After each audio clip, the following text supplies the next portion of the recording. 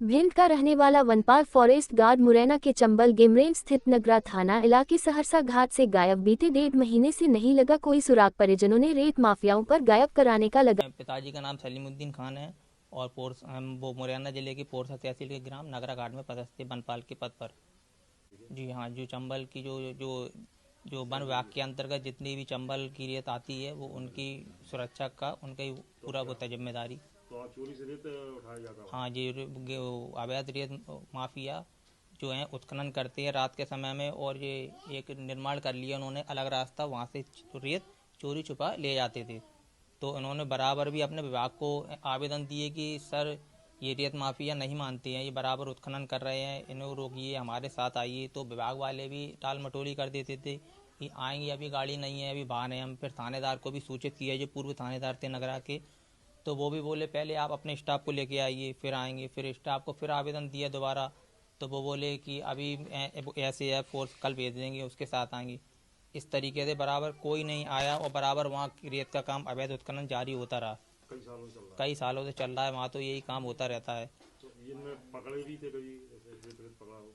हाँ, अभी बीच में 2024 में जनवरी मंथ में 1700 घन मीटर ट्रॉली डंप थी, जहाँ वो पिताजी ने और जो भी फोर्स के लोग उसमें शामिल हैं सभी ने पकड़ा है। तो मुझे ये शक है, ये बदावली में जो है रेत माफिया और ये डंप जो पकड़ा गया ये शायद एक ही लोग हैं, और उन्होंने ही इस बात को लेकर कि मेरा इतना रेत इन्होंने मतलब पकड़वा दिया है, तो इस चक्कर में इन्होंने शायद मेरे पिताजी को कुछ कर दिया हो, पकड़ लिया हो, अगवा बना लिया हो, जो भी कुछ किया है इन्होंने किया है। आपने कहाँ फरियाद की?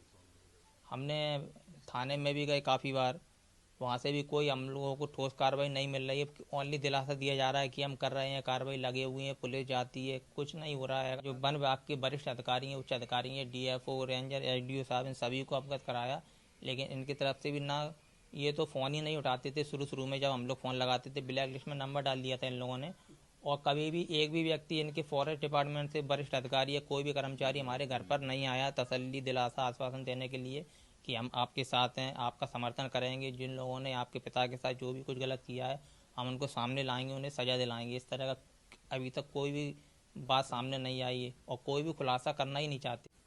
वो यहाँ से 15 को चले गए थे, 15 को 3:45 फिर 16 में हमारी उनसे बात हुई और 17 में बात हुई।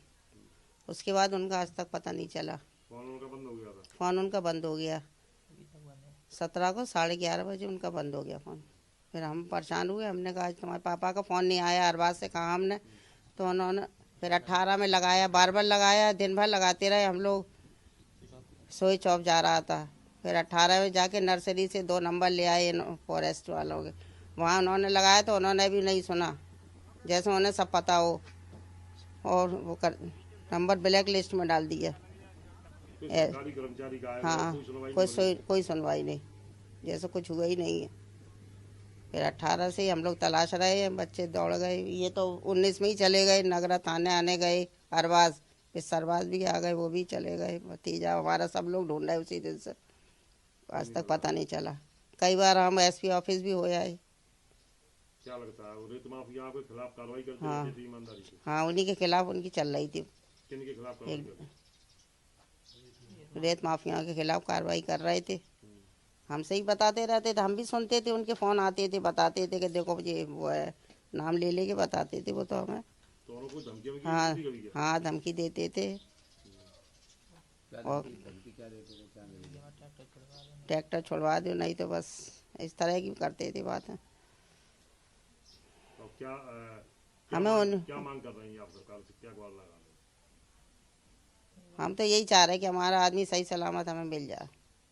तो पुलिस मदद करेगा आपकी? हाँ, पुलिस मदद करे, और पुलिस ने बहुत दिन कर दिए, कुछ काम आगे ही नहीं बढ़ा, कोई कार्रवाई नहीं की, और अच्छे से बात भी नहीं करते, कोई साथ बना नहीं देते किसी तरह की।